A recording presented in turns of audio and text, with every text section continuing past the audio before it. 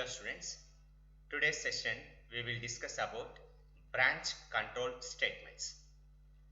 Branch control statements are also known as jump control statements.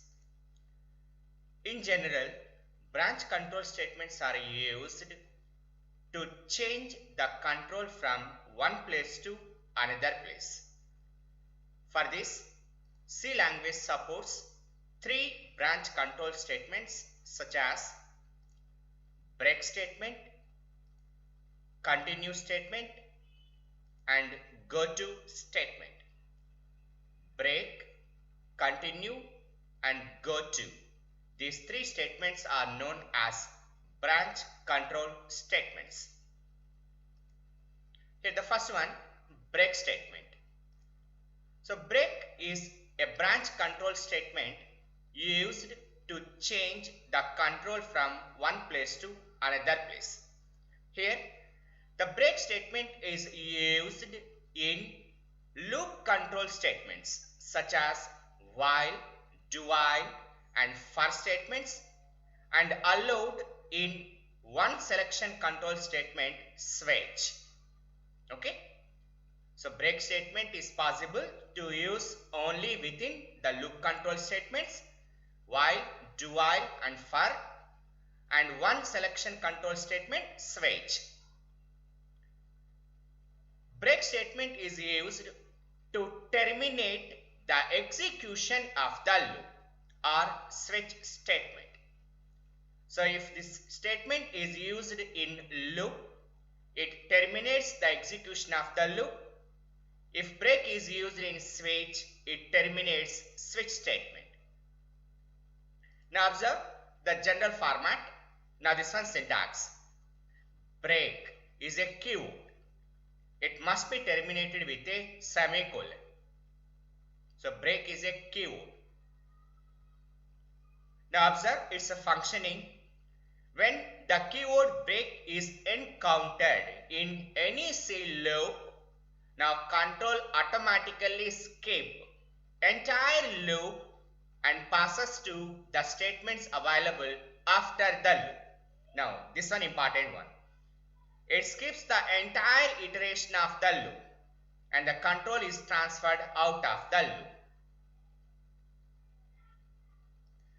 Now observe this example.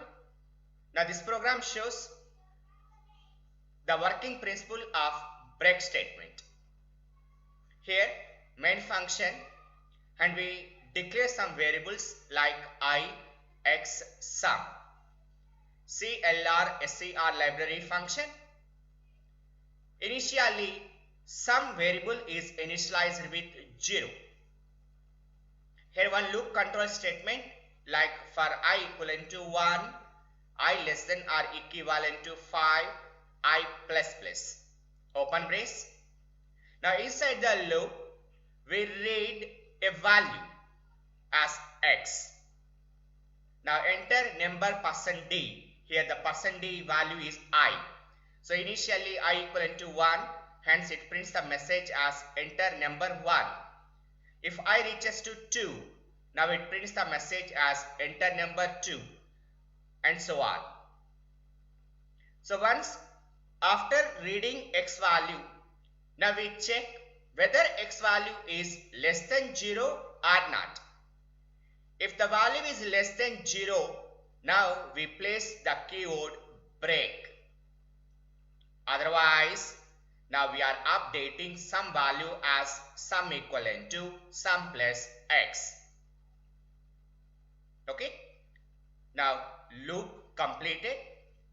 Now finally we are printing some value. Now implementation part completed. Here our intention, whenever we submit a negative value, we need to terminate from the loop control statement. For this purpose, we place break statement. When we execute this program, now first it prints a message like enter number 1. Now assume the input value is 4. Now 4 less than 0, false, hence some value is updated. Now initially some value is 0, now 0 plus 4, now it becomes 4. Next message, enter number 2 equivalent to. Assume input value 7. Now 7 less than 0, false. Hence sum equivalent to, now sum value 4 plus 7, 11. Enter number 3 equivalent to. Assume now we are submitting one negative value, minus 2. Now minus 2 less than 0, true. Hence break statement is executed automatically. It skips the entire iterations of the loop and control transferred out of the loop statements. Hence it prints the total value as total equivalent to 11. So the functioning of a break statement is it skips the entire iterations of the loop and control is transferred out of the loop. Okay. The second one, continue statement. Continue statement is used only within the loop control statements such as while, do while and for statements. Continue statement skips the current iteration of the loop. Now observe this point. It terminates the current iteration. That means it skips only the present iteration of the loop. Next one, general format. Now continue is a keyword. And this keyword must be terminated with a semicolon. It's a functioning when the keyword continue is encountered inside any C loop, compiler skips the remaining statements available after the continue statement and control reaches to next iteration of the loop. Simple thing, it skips the current iteration of the loop and it reaches to next iteration. Observe the same program by placing continue statement. The same program as solved in break statement, only change. Now instead of break statement, here we are added continue statement. So if x less than 0, continue. Here the main intention, whenever we submit a negative value, now the sum equivalent to sum plus x statement is not executed and control reaches to next iteration of the loop. Now when we execute this program, now first it prints a message as enter number 1 equivalent to. Assume the input value is 4. Now 4 less than 0, false. Hence the sum is updated. Now sum equivalent to 0 plus 4, 4. Next message, enter number 2 equivalent to. Now input value 7. Now 7 less than 0, false. Hence sum equivalent to 4 plus 7, 11. Enter number 3 equivalent to. Minus 2. Now minus 2 is a negative value. Now minus 2 is less than 0, true. Hence continue statement is executed. Hence it skips the remaining statements available after the continue statement and control reaches to next iteration. Here the next iteration refers to incrementation of I. Hence it prints the message as enter number 4 equivalent to. 3. 3 less than 0, false. Hence sum is updated. Now sum equivalent to 11 plus 3, 14. Enter number 5 equivalent to. Minus 6. Minus 6 is less than 0, true. Hence sum is not updated. Okay. Now I reaches to 6. Now 6 less than or equivalent to 5, false. Now finally it prints the output value as total equivalent to 14. So continue statement skips the current iteration of the loop. Now students, remember What is the main difference between break statement and continue statement? Break statement is used to skip the entire iterations of the loop, whereas continue statement is used to skip the current iteration of the loop. Okay, now this one important one.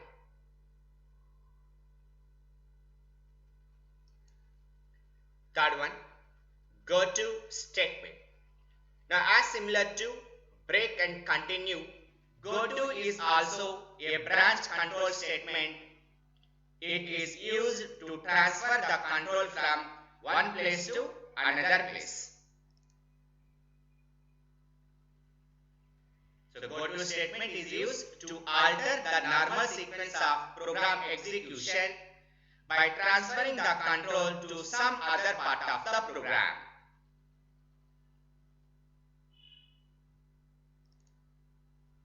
Now when we observe the general syntax of go to statement, now it starts with the keyword go to. Go to is a keyword and there is no space between go and to. It is a single word. Then one space and we place one label and the statement must be ended with a semicolon. This label shows the target statements to which the control is necessary to transfer. It follows the rules as valid identifier, but label is not declared as a variable. It satisfies the rules of identifier, but it not to be declared. So label is an identifier used to specify the target statements to which control will be necessary to transfer. Then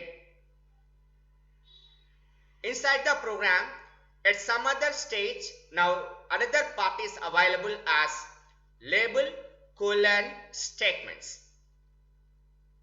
Label colon statements.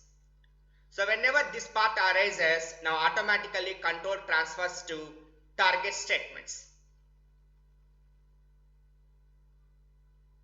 Here, based on the way of changing the control using go to statement, it can be divided into two ways, like forward jump and backward jump. Forward jump and backward jump. Now observe the syntax formats. In forward jump, first go to label. This statement arises.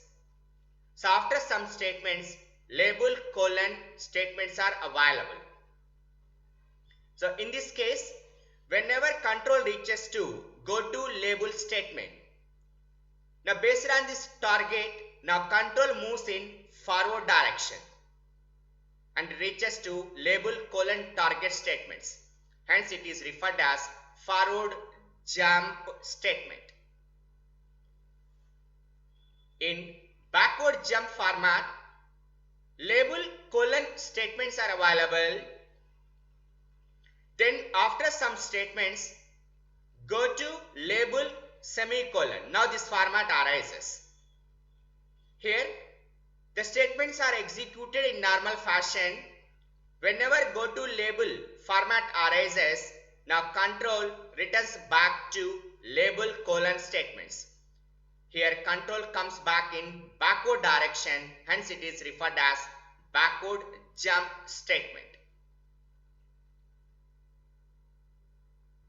So go to can be utilized in two ways as forward jump and backward jump. Now observe these programs. The same program, the example program for forward jump go to statement. The same program as we solved in break and continue statements. Here only change, now this one, if x less than 0, go to, now the label is TP. Now after loop control statement, TP colon, now this one, some value printing. So whenever if this condition is true, Now control transferred to label colon statements. It is in forward direction. Okay. Now the same program, example program for backward jump go to statement. For this, first label colon format is required. Hence this one, TP colon. Now statements are sum equivalent to 0, loop statement and so on. Here if x less than 0, go to TP. Whenever if this condition is true, now control comes back to TP colon statements. Here it refers to backward jump. Okay. So students, 3 branch control statements are available, such as break statement, continue statement and go to statement. Okay. So branch control statements are completed. Now remember students, initially the concept starts with statements. Okay. So statements are classified into 3 types as simple statement, block statements and control statements. In control statements, 3 types of statements are available, like selection control statements, loop control statements and branch control statements. If else, nested if else if ladder and switch are selection control statements. While, do while and for statements are loop control statements. Break, continue and go to are jump control statements. So all these statements are used for different purposes based on type of the applications. Okay. Now in addition to this, here we consider some additional functions. First one, return statement. Now return statement is used to return from a function. Basically, the return statement is used in functions concept. So to return from a function, we add return statement. Now the general format, return is a keyword followed by a value. Now ended with a semicolon. In some cases, functions does not return any value. In such cases, use the return format as return simply ended with a semicolon. So if the function returns a value, then we follow first syntax. If the function does not return any value, then follow second syntax. Then one more function, exit function. So exit is a library function used to terminate the entire program execution. It terminates the execution of the program. Now this format, exit, then with empty parenthesis, ended with a semicolon. Now exit is a library function. For this, the supporting header file is stdio.h. Exit library function information is available in stdio.h header file. Okay. Thank you one and all.